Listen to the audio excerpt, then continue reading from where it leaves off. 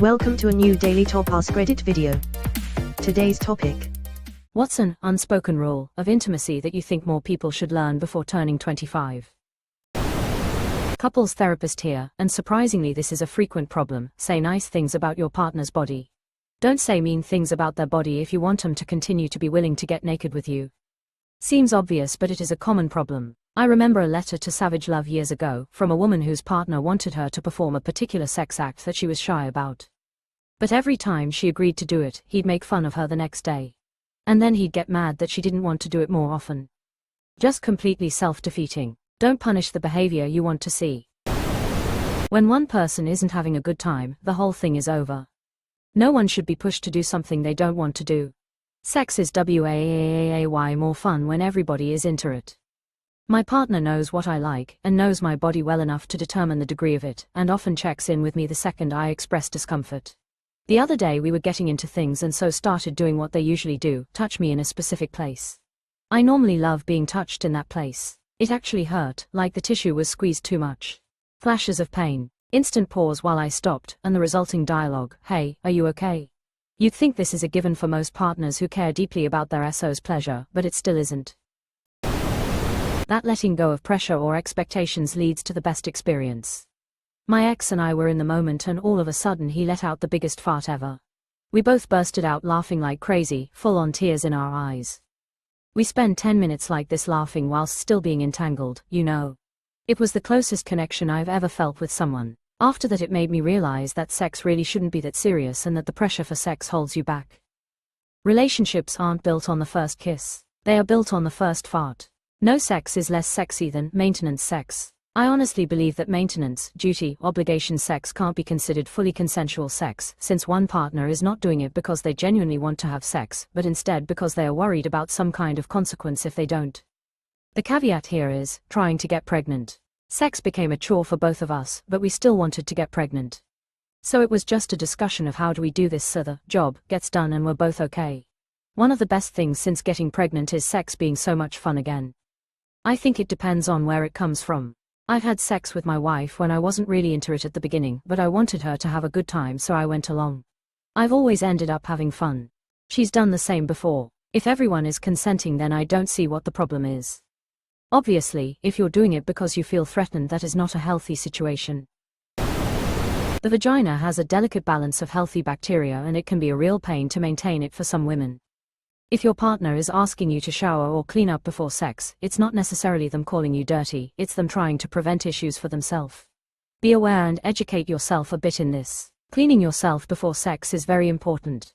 Plus it can be an extra used for teasing and foreplay, and that's always a win. And guys can carry yeast or BV bacteria asymptomatically, and then infect and re-infect their partners. If your girlfriend keeps getting yeast infections, go buy antifungals for yourself too, folks. A lot of women never get a yeast infection until after they become sexually active. It's very often the partner's not being clean.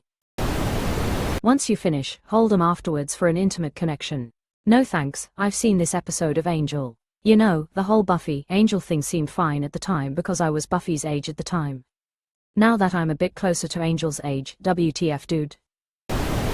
This to dudes.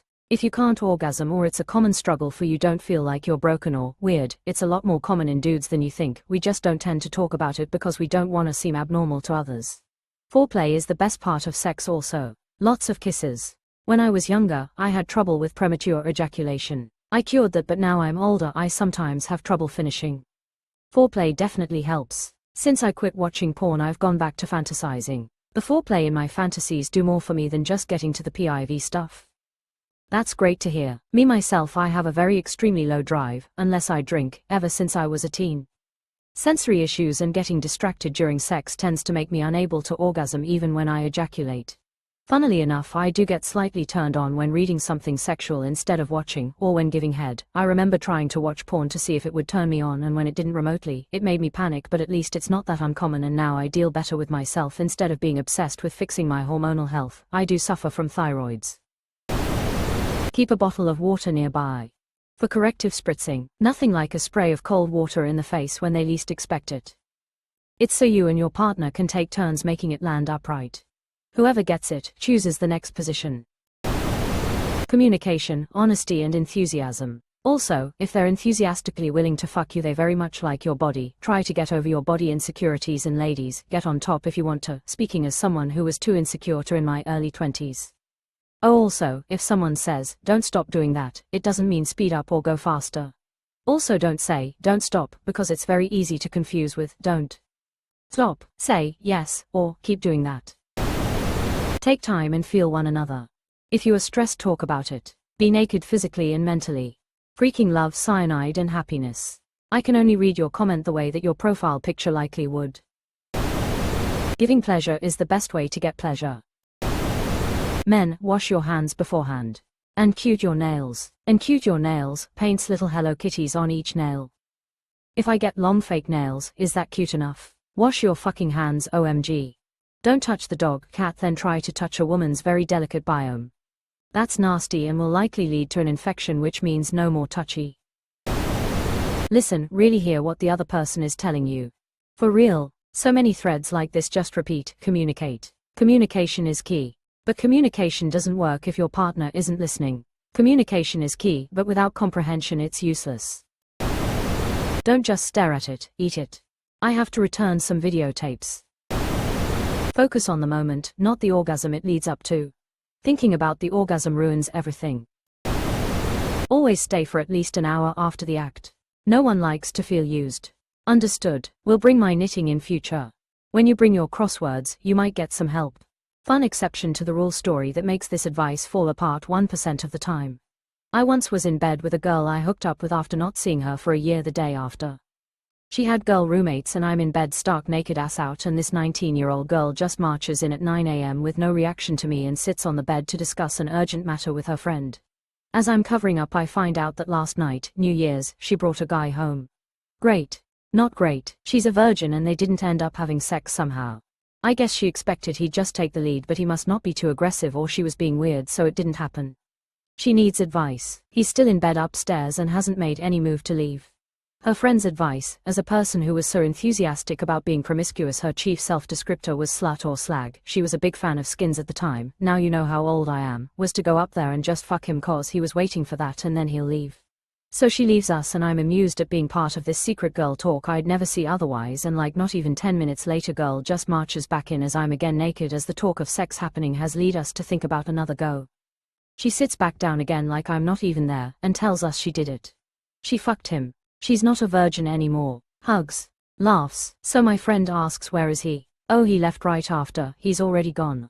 She's relieved but also excited she finally did the deed. And that's the story of how I got chlamydia to see young women talking about losing their virginity at 9 a.m. New Year's Day. But yes, listen to op. 99% of the time don't leave unless it's clear they want you to. Now my advice. Always wear a condom. I got chlamydia that night. Always wear a condom with self-described sluts, male or female, especially if they don't care about using a rubber. Kudos to her, she did give me the you should get checked text a week later. What if she charges hourly though? See no evil. Don't worry, I'm sure you have at least 55 minutes left over. She won't know the difference. Porno is not real life. Okay, fair, but if I sign up for these pop-up websites, the hot single women in my area do want to talk to me, right? Yay, duh, the internet never lies. Don't slide it in the butt without asking or lube. Sliding in the butt without asking is almost like rape. Almost. Rolling on the floor laughing, rolling on the floor laughing, rolling on the floor laughing. It is literally, by definition, rape. They did not consent to anal penetration. Secretly removing a condom and resuming sex, sometimes called stealthing, is also rape. If a woman says, don't stop, then for the love of all that's holy, keep on doing whatever the hell you're doing. Rhythm, position, intensity, frequency, don't change it up, just keep repeating. For probably longer than you think is reasonable. If you can throw in some encouraging words like, I hear you, just tell me, I'll do whatever you say baby, then say it.